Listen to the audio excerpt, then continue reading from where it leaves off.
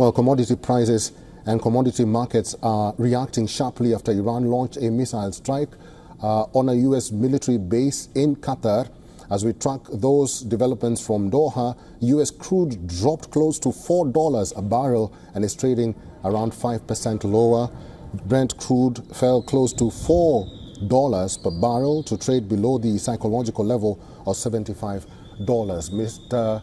or Dr. Volker Stanzel is a former German ambassador to China, senior distinguished fellow at SWP, German Institute for International and Security Affairs. Mr. Stanzel is now joining us live on this broadcast. It's good to see you. What is the economic impact of this strike by Iran in the Gulf states? It is puzzling, but it is not as alarming as it could have been, because it is balanced by rumors which are, one might even call it, reassuring. Even though we talk about missile attacks and bombings, what we hear now is that Iran seems to have indicated to the government in Doha that it will not continue its attacks, even though on the media, Iranian authorities or in Russia, the foreign minister have stated sounded like eye for an eye, tooth for a tooth, retaliation for what the US have done.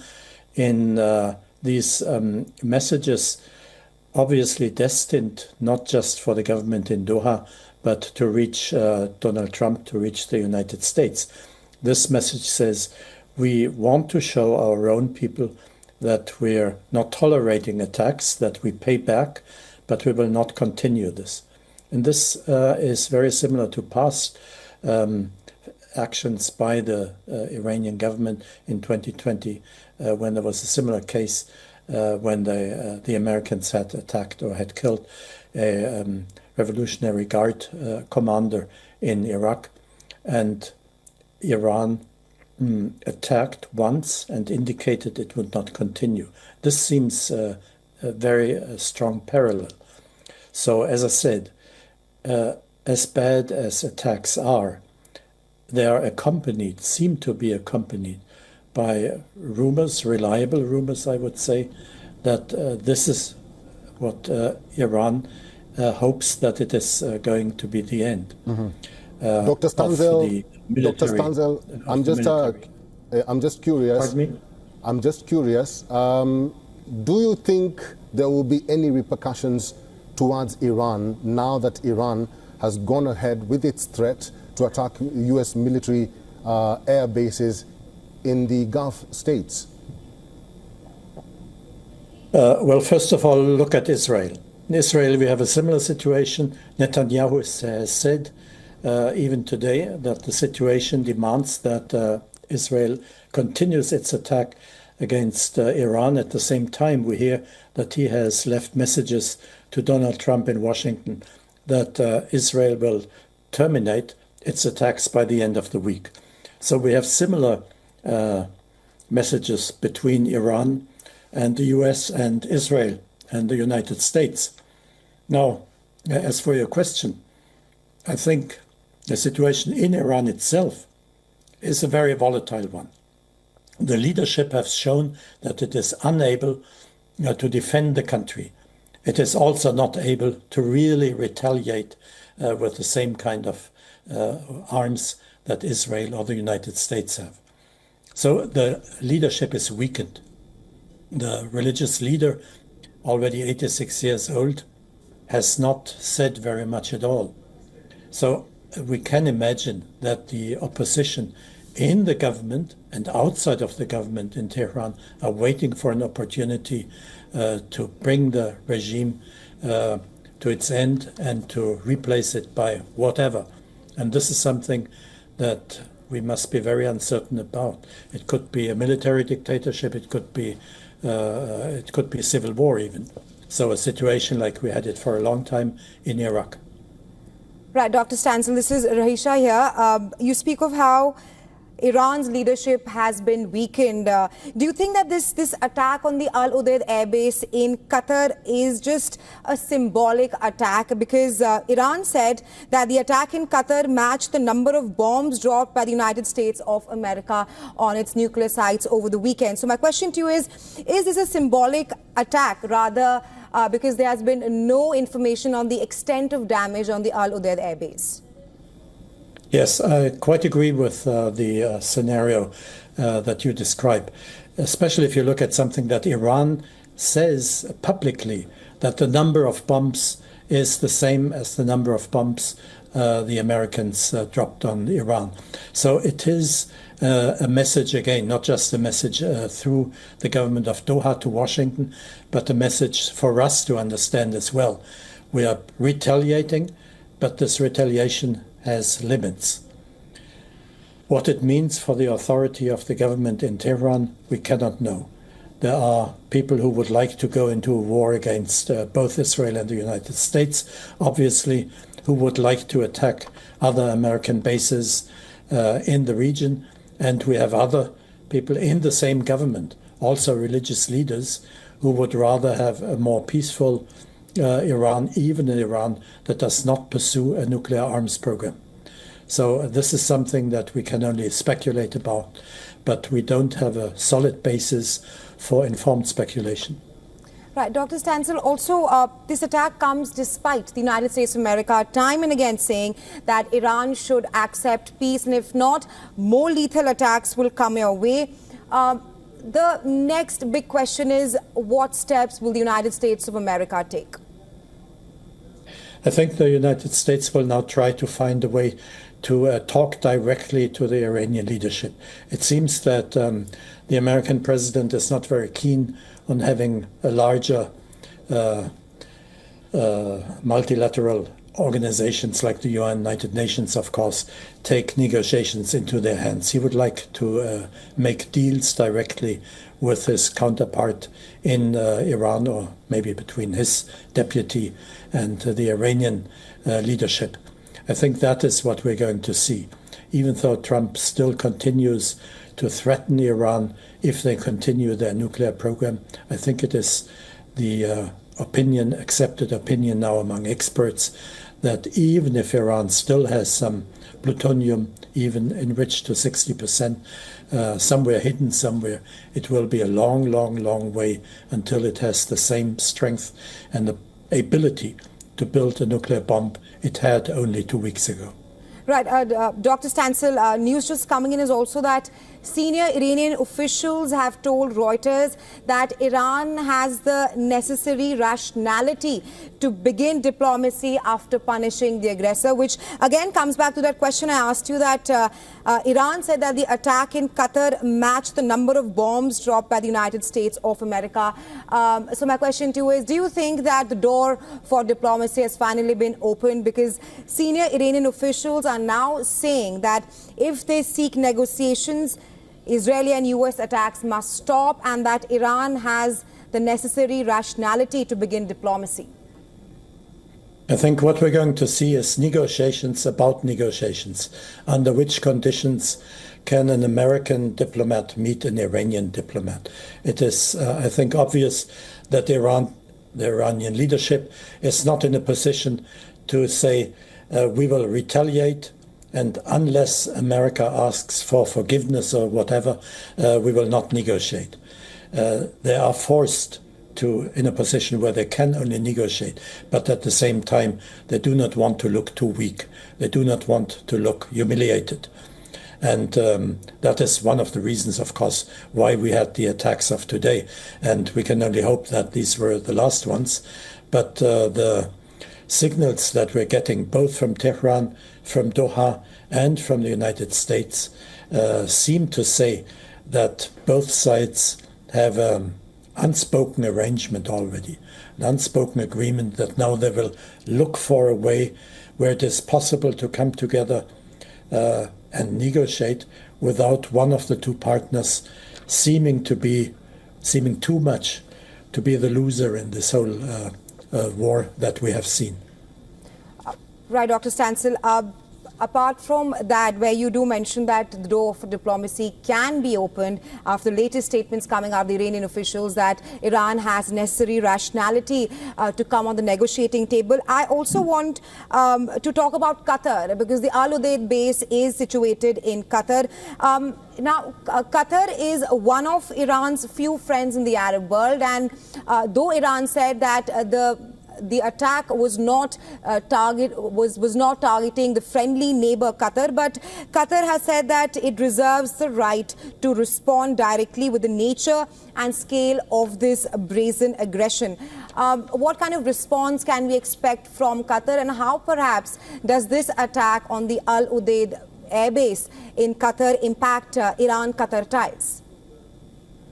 I would assume, but this is just an assumption, that the United States will exert some kind of pressure on Doha to forego the option of retaliation, because the reason why Iran attacked this US base in Doha is quite obvious. This was not directed against the Doha government, with which Iran, since a long time, has a relationship where we could say they're on good terms with each other, but that it was directed against the United States. Still, it is a violation of the sovereignty of Doha, of course. So Doha has to respond, at least verbally, and we must hope that this will be all. I think we can trust the United States that it sees the things that way and will try to influence Doha in order to forestall a kind of retaliation by the government in Doha. While we are talking about US and Qatar and Iran, what about Israel? Do you think if Iran and the United States of America come on the negotiating table, will Israel let that happen? I think the interest of Donald Trump is to come to terms and to conclude a deal with Iran, which precludes any nuclear option for a future Iranian government. That is his major objective.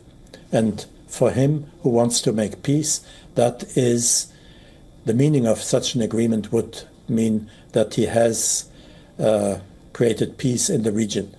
And he has already, during the past few weeks, treated the Israeli government, including the prime minister, with a sort of, one might even call it disdain, because the war that Israel has continued obviously stood in the way of the objectives of Donald Trump's policy. So I'm not sure that he will be able to force Israel to sit at the negotiating table together with the United States. He will try that, but I think he will go ahead and negotiate with Iran, even if Netanyahu does not join him. But as I said before, and you also must have heard these rumors from Tel Aviv, that Israel wants or has declared it will stop military action by the end of the week. So there is some welcome weakening of the resolve shown by Israel so far. Right, and what kind of impact has this attack left in the Arab world right now? But before that, you joining us live from Berlin. What are you hearing from Germany at this point of time? Because we do know that Germany was rather backing diplomacy, but now we are witnessing these attacks which Iran has taken out against the US air bases in West Asia. Well, the first reaction by our chancellor after the American attack was that the Americans are doing dirty work in Iran that benefits all of us. So our chancellor was looking at the question of nuclear-armed Iran or not. And he saw that this possibility was weakening, disappearing. So he expressed his view that this is a welcome development. He also had joined Starmer and Macron, and he got together with them today again to offer the E3, that is Germany, France, and Great Britain, together to try to promote, to offer a platform for negotiations. If that is something that the Americans and the Iranians will accept, remains to be seen. As I said, Trump sees himself as the angel of peace. He wants to be the one who brings Iran to the negotiating table and to come off the negotiating table with a reliable agreement with Iran that precludes any further nuclear dangers. And Iran also has not been too happy with Europeans who have not been able, from their point of view, to persuade America to forego the military option. So maybe the Iranians will also not welcome too much of European involvement there. Unwelcome, a pity for us in Europe, of course, but that's a fact of life. Right. Dr. Stancil, you do speak of how Trump sees himself as a peacemaker and wants to come to the negotiating table. But he had clearly laid out a clear condition. He said that if U.S. air bases in West Asia are attacked, then U.S. will attack Iran in a more lethal way than what it did on the 3 nuclear sites in Iran. And now, even if, like we were discussing, even if it was a symbolic attack on the Al-Udeid Air Base in Qatar, Iran did carry out the Annunciation of Victory operation and did carry out an attack on that U.S. air base in Qatar. So how do you see the situation evolving at this point of time? Do you think that Trump will actually come on the negotiating table, or will he respond to that attack? I would guess, again, it's a guess only, I would guess that with the great victory that he is celebrating now, having forced Iran to forego the nuclear arms option, he will be ready to sit with the Iranians at the negotiating table. Of course, that's very much a question of the reputation of each and the prestige of each of the actors at this negotiating table. So it has to be prepared very carefully by the Iranian diplomats and US diplomats. But I think the preference of Donald Trump is to be the one who sits with an Iranian counterpart and to goes out of the room with something in his hand, which you might say, which will be worldwide accepted as a resolution to the Iranian nuclear problem. Okay, and again, what I said before, he will not take into account very much the Israeli position here. All right, Dr. Stancil, but the question being, will Iranians heed if there are any diplomatic talks from the United States of America? Because we've been hearing throughout the day that the Iranian authorities and the officials are calling Trump a gambler for siding with Israel and striking those nuclear sites in Iran. And also the fact that